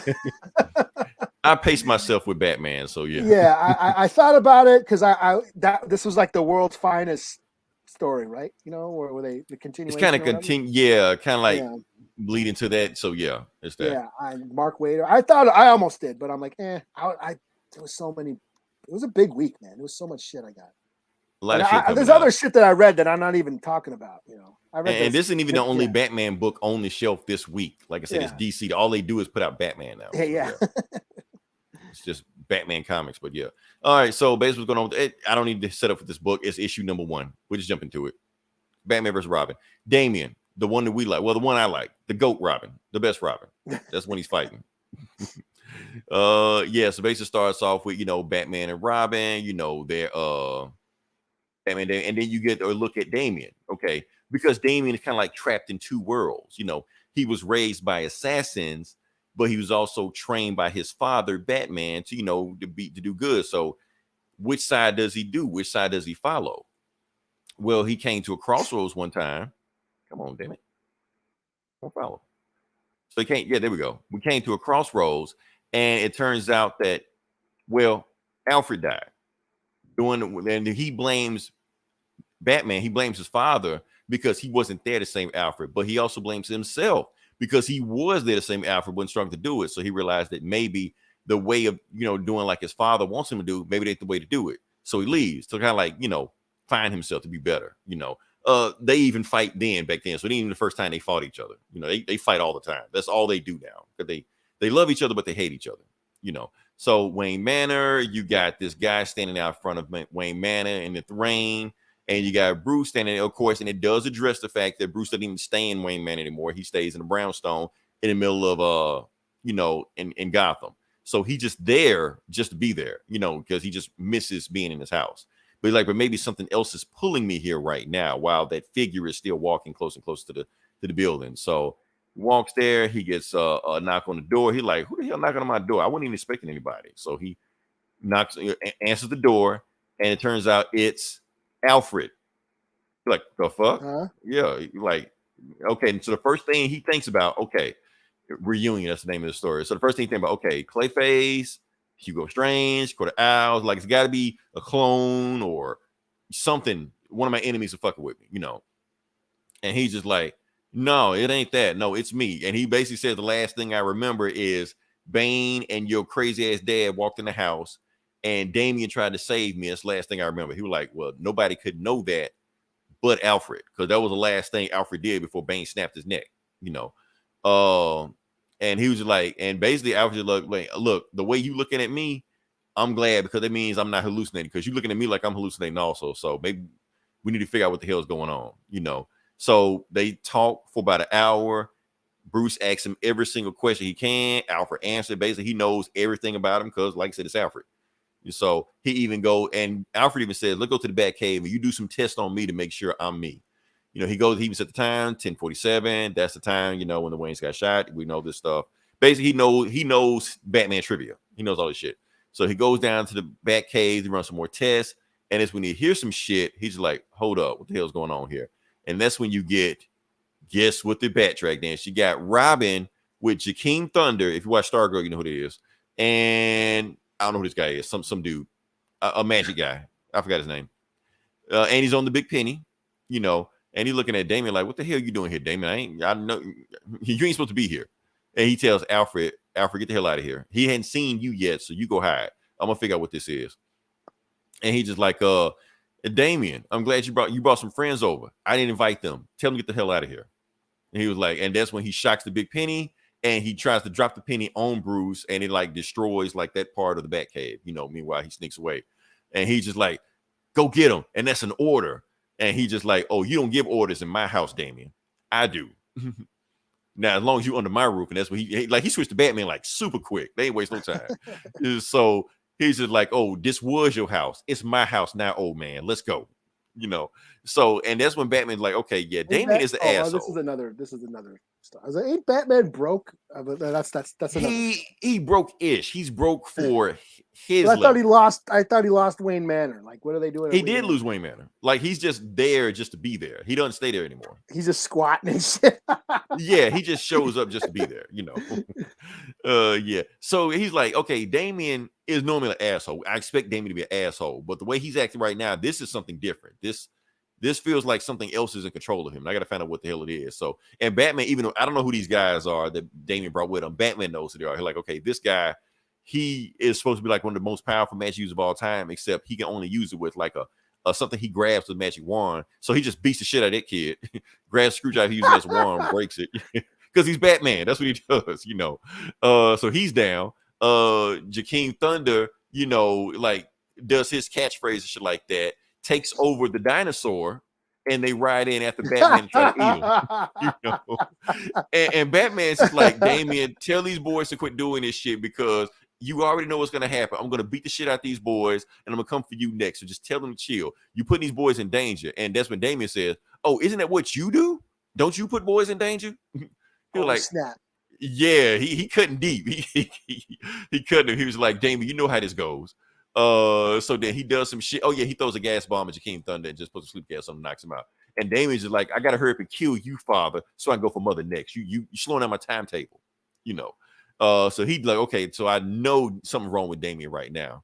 But so Batman is trying to use just enough force to take those boys out, but he don't want to hurt them too bad, but he don't want to not hurt them enough that they don't get back up and come after him, you know. So he grabs a glowing crowbar. Right. So basically the boy that he put down and got back up again. So now Batman's getting his ass beat by costumes. So that's how he knows that, okay, whatever the fuck is going on, it's magic. Because Jakeem is magic, the other boy's magic. I'm getting beat to sleep by a costume. So Damien's being possessed by magic. And it's be like, you gonna pay for Alfred's death. And that's when Alfred just walks right up on him. He was like, he didn't kill me. He was like, what the fuck? He was like, yeah, whatever you doing right now, Damien, because I know this is some magic shit. He just getting his ass beat by costumes and shit. He was like, whatever you doing, the magic that you dealing with has something to do with bringing me back, because I guess it's your grief or whatever like that, but I'm back now. He's like, and Batman burns his costume. Coming back to haunt him. Right, some shit like that. He was like, I always dreamed you was alive. I guess whatever magic I'm using, like resurrected you.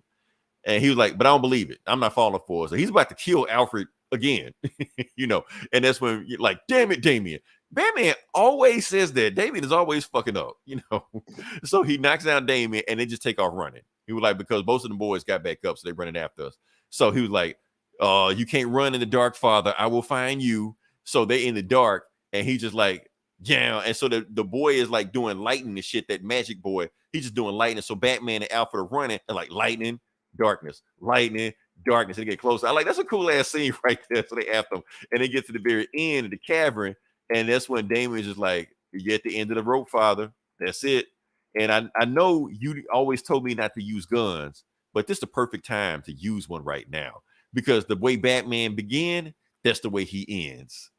I just wish I had some pearls on my hand right now. You know, I'm like, Damien's saying some really fucked up shit right now. So anyway, he shoots Batman and they fall into the cavern. And he's just like, that's it, you know. But it turns out Batman's cape is stronger than Kevlar, even though Damien was using armor piercer rounds. It wasn't stronger than Pierce's cape, and it was just enough that his suit was able to catch it. So basically, the bullets didn't pierce, you know. So they basically start off running, and they realize that, okay, we're fighting an enemy. That, so yeah, Batman's just like, Alfred, I got to take you somewhere because you back to life, but you know, I can't risk you, you know, losing your daughter, your granddaughter. You got to meet them up again. He was like, no, we got to go after Damien. He's my family too, Bruce. And then they hug it out, you know, like, I miss you, old friend. Because basically, like, they got to go rescue Damien because they both care for Damien just as much, you know. So that's when Damien goes back to the Tower of Fate, which belongs to Dr. Fate. So if he's at the Tower of Fate, where the hell is Dr. Fate? We're going to get to that in a second. So basically, he snaps his fingers. The two boys fall asleep and shit like that. He was like, next time, don't send me children. You know, give me some grown men to go fight the Batman. He was like, you can use any magic weapon you want. He got magic weapons and shit like that. He got Eclipso. If he uses Eclipso, it's done. Batman's out of there. You can't, I mean, that's like Spectre and shit like that. Batman basically is pulling everything out of his pocket that he's got. He got a few batarangs, smoke bomb. He got like a little mini laser and shit. So he really ain't got much. He can't call the Batman. Swiss Army knife. He can't call the Bat family because he knows if he calls the Bat family, Damien's going to expect it. You know, because Damien knows how he thinks because he's been around him the whole time. He's like, so, but I got this thing. I got this key. This key was given me by Zatanna. And she was like, if I ever get in trouble, I can use this key, open a door, and I can instantly go to her house. Because anytime I'm dealing with magic, the first person I go to is Zatanna because she knows more about magic than anybody on this planet. So like, oh shit. So let's go to Zatanna. And they go to her and they find her and she's being hung by a rope, you know, damn. In her own house. Yeah. And they're like, oh shit, Zatanna. And so, and she's like, Bruce. She's like, what the fuck? You know, yeah, I'm still alive, but I'm dead. I'm like both alive and dead right now. So she's like, who did this to you? She was like, whoever is doing it is going after every magic user that is. Constantine, Swamp Thing, off the table. Demon, off the table. So the Just League Dark are off the table. So whoever got me, I was fighting some demons and I was telling them to burn to ash, but somebody changed my words in my mouth to hang yourself. And that's where I'm at right now. So I'm not dead. I'm just being tortured. And whoever's doing this is probably going to torture me. But whatever's going on right now, this is Damien's fault. Damien is doing this. Like, how did Damien do this? Like, well, you're the detective. You need to figure that shit out. But anyway, Damien is behind this shit. So, like, okay, so we need to find Damien. And oh yeah, that's when Zatanna said, I'm gonna give you this. If you go in this drawer, find this other key, is gonna lead you to a place that'll give you all the secrets everybody knows.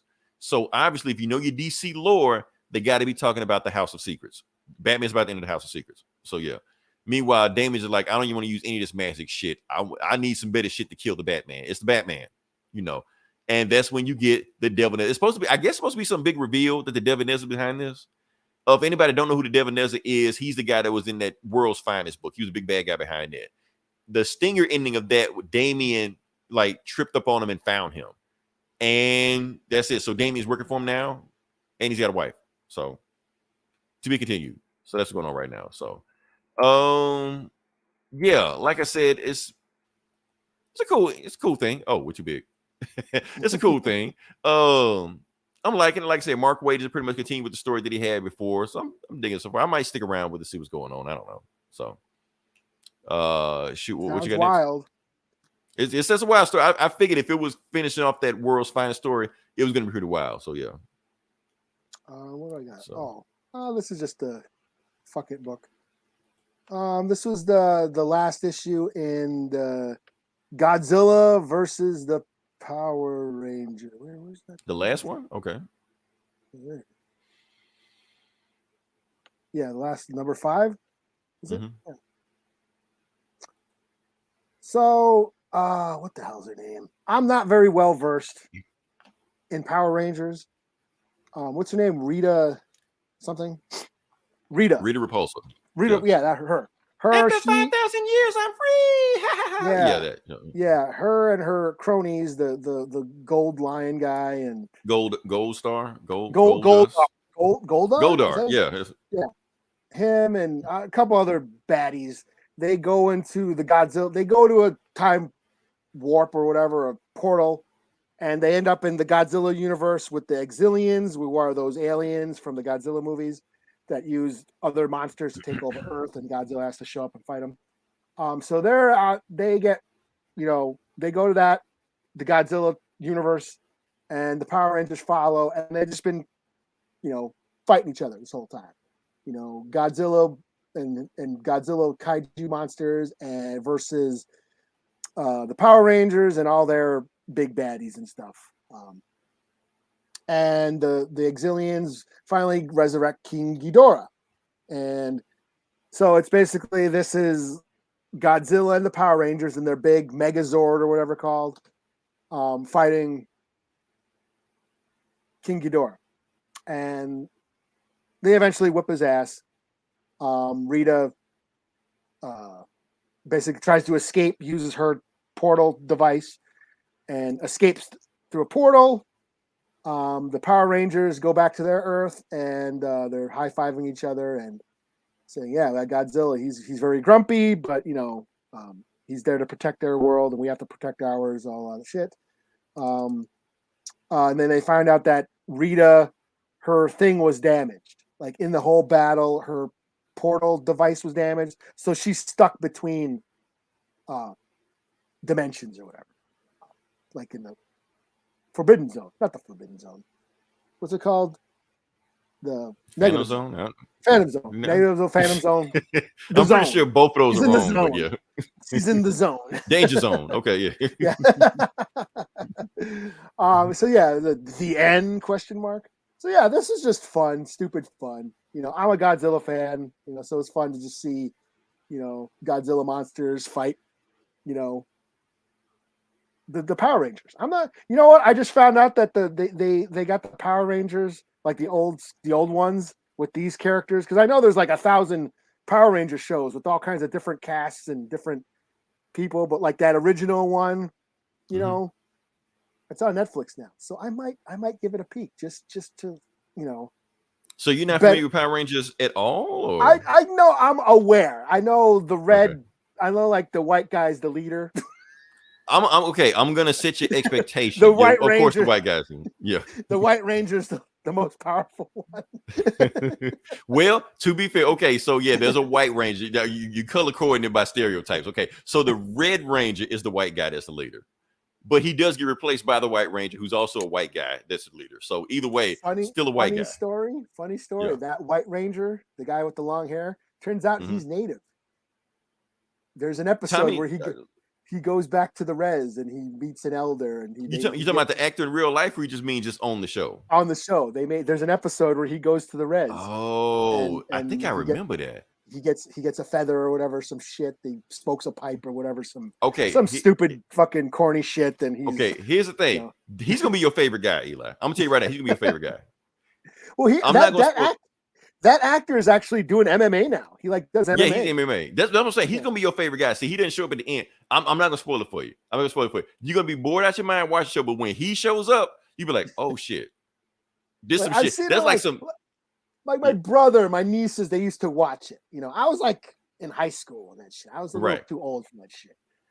But they were. I understand it. When he shows up on that show, you be like, "Holy shit."